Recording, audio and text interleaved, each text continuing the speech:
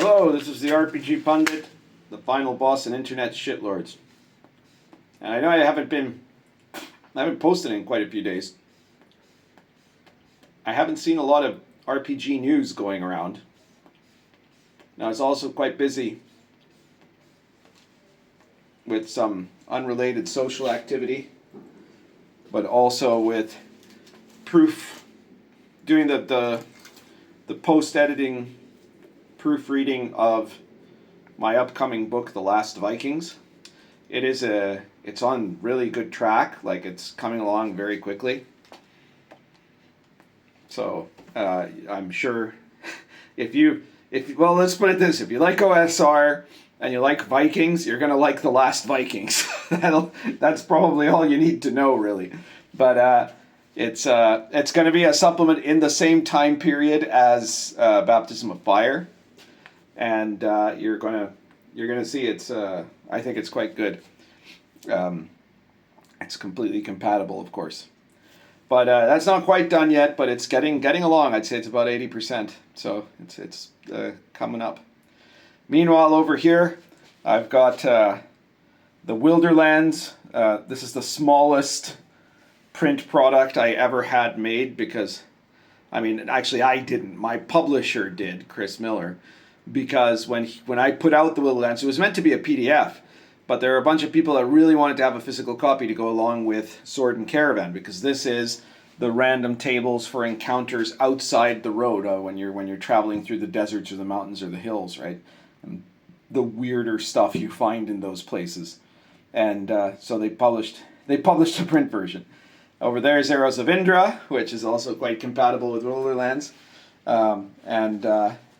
Then in the middle, you've got one of my newer books, the Gonzo Fantasy Companion, which is a collection of all kinds of resources, random generators, magic items, high-tech things, cybernetics, I think, if I remember correctly, cursed items, giant robots, intelligent animals, and all kinds of other things you can add to, weird up your fantasy game. It even has the kitchen sink. So be sure to check that out. The Gonzo Fantasy Companion is doing really well, and it's a very good omnibus stuff. There's going to be things in there. There might be some things in there you'll never use, but there'll be some things that you might use a lot. So that's at least how it's worked for me and others. So anyways, today this is being a slow news week. Apparently, I've decided to talk a bit about design, and specifically the design of classes, and this might be the first of possibly at least a 4-part series. You'll see why it's 4 parts. If you're a D&D guy, at least you'll know immediately. So I'm sure actually that when this video comes out, as soon as it does, there will be some gigantic bit of industry news or some great event or something like that. Because that's always what happens when you're doing a kind of a video where you're talking about something that is not immediate news. As some immediate news comes out right away, and then it might even happen before I post this video, in which case I'll have to put it after the news. But we'll see what happens. So what I wanted to talk about today is how to make the better fighter. And I don't mean like you're for players. This isn't for players. This is a game design concept, how to design the better fighter. So the fighter class is one of the core classes of Dungeons and Dragons, and therefore of all kind of OSR style RPGs. And it is probably the most obvious, the most classic one, in a sense, the core hero type. But it's got, while there are some people that just love it, right, that think it's just perfectly fine, because it just does what they want it to do and it doesn't get in their way and things like that. There's probably a lot of people that feel some different degrees and different causes of sort of disillusionment with the kind of classic old school fighter model. You see this also in the various attempts that were made by TSR or WotC over the course of the last 5 decades to kind of change up the warrior and make him better about some of these things. Some of the changes that they've tried to make have been attempts to try to make the warrior better, right? The fundamental thing that you get with the fighter, the warrior class, is that he's going to have a lot of hit points, he's going to be able to use all the weapons and armor, and he's going to be the best at fighting. Now, at low levels, he's going to have, the biggest advantage he's going to have is a high hit point value. He's going to be better at attacking opponents, yes, but at low level, when you talk about levels 1 to 3, nobody is that great at fighting serious opponents, right? So largely, the biggest motivator for someone at low level to play a warrior, if you're like being mercenary about it, is that he's more likely to survive just because of his hit points and because he can wear better armor if he can afford that armor. In the middle levels, he will begin to increasingly become more capable at fighting than the other classes. But the other classes do continue to also become more capable at fighting. Somewhere around the high expert levels, let's say by level 9, he's going to be a very powerful dude, mostly just at fighting. He doesn't, the classic version at least, he's a one-trick pony. He fights, yeah. And then you have the other classes. Now, in the meantime, between that period, those other classes, the cleric, the wizard, the thief, have all been gaining different kinds of specialized abilities that they can do and other people can't. But all of them can also fight, just like the fighter can fight. They can't fight quite as well, but they're not, depending on where they are, they're not that far from it. But besides that, they've also got other stuff that they can do. So suddenly, the fighter might still be the best at fighting, and more importantly, perhaps the best at like killing people, right? Which is a big part of why he's fighting. But these other classes have also got a similar range. They're not that far away from him in classic D&D. That they could also fight if they wanted to. And more importantly, that's not the only thing they can do. The fighter, the only thing he can do is fight. And we're talking about here the classic model, right? This is standard, is where we're starting with. And then at the high levels, it becomes even worse. Because at those points, the cleric and the wizard and even the thief, in a way, but certainly the magic using classes are the ones that are most significant. Probably the wizard is the most significant one, right? Because at that point, the magic using class will end up having an enormous retinue of spells that they have access to. Because it's one thing, at low level, the fighter can keep hitting and hitting and hitting, right? The wizard can maybe cast Magic Missile once, and then he has to wait till the next day when we're talking about beginner level. But at high level, that wizard's going to be crawling, and he's going to have, who knows, let's say he could have up to 80 magical spells that he has memorized. And he's going to be covered in magic items and all kinds of other doodads and other things that he's been collecting, right? So he is going to be extremely versatile. And the difference is that his spells at this point, he could theoretically have, let's say he's level 20 or something, he could theoretically have 9 fireball spells or lightning bolt spells that will do 20d6 points of damage. So the fighter, on the other hand, he's got a lot of, he might have had some new bonuses. It depends on what version of D&D you're playing. If you're doing the classic version, he's going to be a lot better at hitting, yes, and he's going to he might have a magic sword, right? But he's going to do at most with one hit. He'll have multiple hits potentially, but the most he's going to do with any one hit might be, I don't know, 18 points of damage, right? If it's like just that, that's like that's knocking it out of the park, right? That's an incredible amount of damage for one hit. So it's all of a sudden the fighter isn't even the best in a combat situation. And that's a real problem. So all of these things cause some frustration with the fighter. There's also one of the main problems of, I think, a lot of the old school D&D, which is that in terms of what they can do, every one of the classes, they all two player characters of the same class at the same level will only be able to do exactly the same things. They'll have the exact same bonuses. Now, that's not so bad when it comes to clerics or wizards, because they can change. They'll have different spells. At least you have 2 9th level wizards. They're going to have a different set of spells from each other, probably, right? But you have 2 9th level fighters. Their ability to hit is exactly the same, barring the only difference being if one of them has like slightly better or worse strength or dexterity. And they're going to have all the same, they're going to have all the same powers, right? They're going to be identical to each other, barring, except for that very slight variation that might happen due to ability score.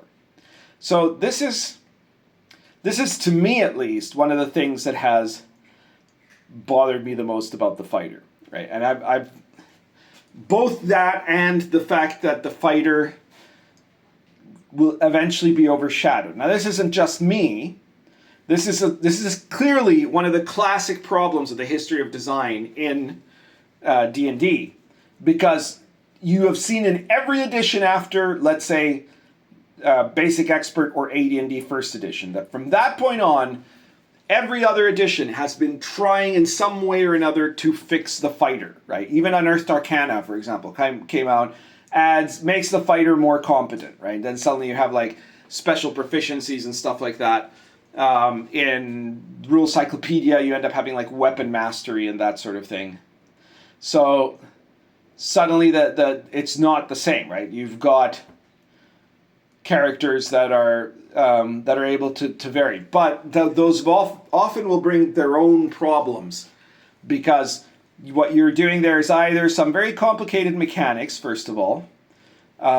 You can also have the problem that you're creating mechanics that might end up limiting options for other people. So like if let's say you have a weapon mastery system that you create to try to make the fighter cooler.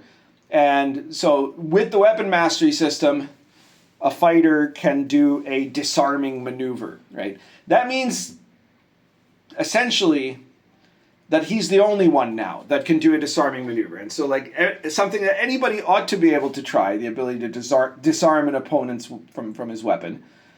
Suddenly you need a special power to do it. You need a feat to do it. That's always one of the big problems with feat systems.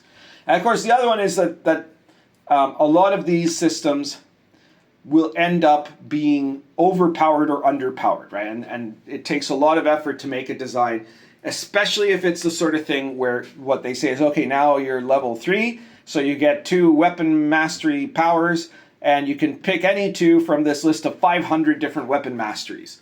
Right? So suddenly that's not only does that slow down the game terribly as the player has to try to figure it out, but it will lead inevitably to players developing strategies to try to min-max their advantages, right? And they'll be thinking in terms of what'll give me the best bonuses instead of what would my character be doing. So both of those are a problem.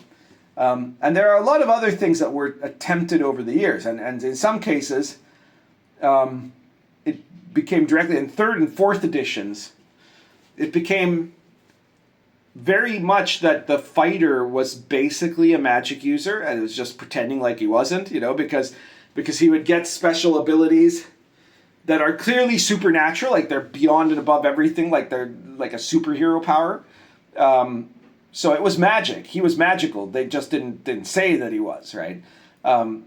and that kind of ruins it too, because the point isn't that you want to become a wizard, right? Or you want to be a fighter. So it's a very tricky thing.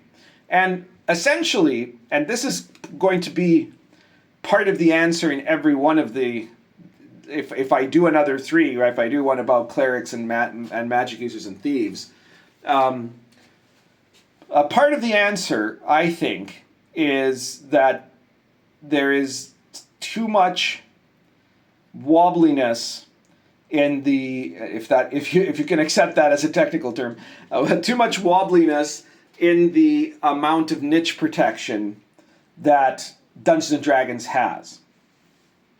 So, in other words, there is for some classes, you have a situation where the ability of that class is absolute and exclusive, right? So, for example, only the cleric can turn undead. And okay, fine, yeah, that makes sense, right? There's nothing wrong with that. But on the other hand, with the fighter, anyone can hit someone, right? And so, curiously enough, even though the fighter is set up generally to be like the best fighter out of the group in terms of making physical attacks, all the other classes are still able to do that, and they're still able to kind of participate in a melee combat. Even a wizard who's used up all his spells could attack with a staff from the second row or something like that. So they can always be involved in what the fighter is doing, but the fighter can't be involved in what they are doing, right? And he cannot, sneak his way up to a trap and disarm it. He can't cast a spell. He can't turn undead, or heal someone. So the niche protection is skewed. And so one of the things I've done in my games is I've tried to unskew that niche protection, right? To make it that the fighter has a wider advantage compared to the other classes when it comes to combat. So in Lion and Dragon and in Baptism of Fire, in basically what is my house system of medieval authentic rules, I've created a fighter class that already begins with similarly to in D&D, with a significant advantage in hit points. He's going to be better at hitting, and he's also going to have a benefit that increases the damage he does by level. So the fighter class in my games, half of his level rounded down is what he ends up. No, sorry, half of his level rounded up is what he gets as a damage bonus with any kind of attack.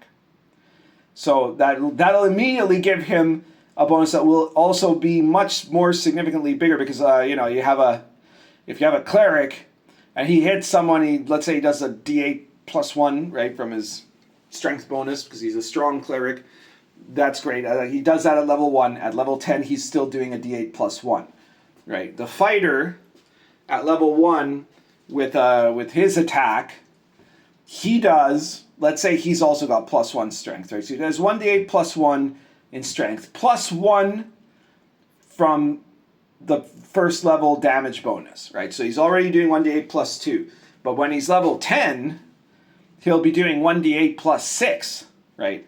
That becomes a significant difference. He's also the only class in the game that gets multiple attacks, or at least the only core class. There could always be, because I don't want you to, don't pin me right down that there's the like, for example, in my martial arts supplements for the Pundit Files, which you can find at the Red Room store, I have a number of martial arts styles that have been added on for Sword and Caravan. I've created for the Sword and Caravan setting the Renegade Martial Artist, and I've written up the bonuses of a variety of actual historical kung fu styles from the era. They wouldn't have been called kung fu at the time, but you know what I mean. And in some of those, obviously, a martial artist gets multiple attacks. But a martial artist is a variant of the fighter, right? Other classes get other things. So they each get their own niche protection. But the fighter is the one that is going to have, by far, the most effective position in combat, you know. There are some other characters, like semi-fighter classes. For example, in Baptism Fire, you have the Holy Warrior. The Holy Warrior doesn't get all of the benefits of the fighter, but he gets a couple. And he also has miracles that allows him to improve his ability in combat against certain types of enemies, specifically against the enemies of the faith, right? So in those specific cases, he might be as good or better than the fighter, like if he's fighting against pagans or the undead or something, and he's using those miracles and the miracle works, then he might be better than the fighter at fighting, but only in those circumstances. And the rest of the time, a regular fighter is going to be somewhat better than him because he is a good fighter, but he's not as good as a guy who's just 100% of the time dedicated to fighting, as opposed to the Holy Warrior, who is about 50% of the time dedicated to fighting and 50% of the time dedicated to praying to God.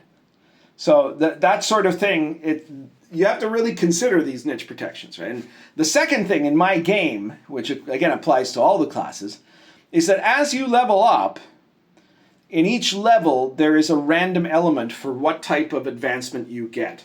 So in all of my games there's a table, the advancement table, right? The benefits table, I think it's what it's actually called.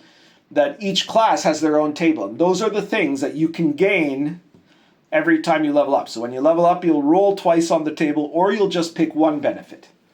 This is, by the way, something I've had for a very long time in my games. Okay, I've had it much longer than certain other games that have this now, and some people think invented that it's not invented by Shadowdark, right? It was something. It wasn't invented by me either, right? Don't get me wrong. It's been around since the early days of the hobby, but it had been a very underused sort of a mechanic, right? And I was the first one, I think, to have used it in a well-known sense in the OSR. You know, some people say that Zach S has used it in one of his books too, but I think that would have been after Dark Albion at least. So and it's in Dark Albion. It's in the Appendix P. So. The thing about that, what that does, it also helps to individualize fighters, right? Now, fighters, you can always say, well, but you could just individualize your fighter by role-playing. That's true, of course. In fact, inevitably, the most important way to individualize any character is through role-playing. And there's other things that you can consider, too, like background and the style and what have you. But I think it is much more interesting for people who play fighters that if you meet a guy who's a 10th level fighter, you're a 10th level fighter, you're going to have a fight. If you know this guy's got exactly the same bonuses as I do, that makes it kind of dull, doesn't it? Like, on the other hand, if you know that, in fact, you might be really good because you have like multiple attacks you've gotten as benefits, and you're pretty good at shield parrying, which is another thing in one of my games, right? And but you don't know if maybe this guy's got a really high attack bonus, right? And he's going to be able to hit you. He's going to be more likely to hit you even though you're wearing the same armor, right? So it all depends on how each character has developed over the course of their training as fighters. And I think that makes a very big difference, Examples of things on the table are, everything from more extra hit points, saving throw bonuses, and you can have bonuses to horsemanship, bonuses to shield parry, bonuses to hit with a specific weapon. So, that's a more common, the less common result is general bonus to hit, +1 to everything. And the other one is you have +1, but only on one of the weapons that you use more often, right? And multiple attacks, right? I'm probably missing one or two things there, but those are some of the basic ones for the fighter. And so doing this means that no two fighters anyone ever makes are going to be the same in terms of their abilities. They're gonna have significant variations from each other, and some will be better at doing some things, and some will be better at doing other things. They're all going to be at a similar power level, but they're not going to have the same powers. And I think that those are some of the most basic ways that you can adjust the fighter. And mechanics that allow you to do that without creating a kind of limitation of feats that say, well, now only people with feat X can do a special action Y. If you don't have to use that, if you don't have to use a min-maxing setup where the players will just be given a long list of special abilities and then they get to like gamify it, right? Those are bad ways to improve a fighter.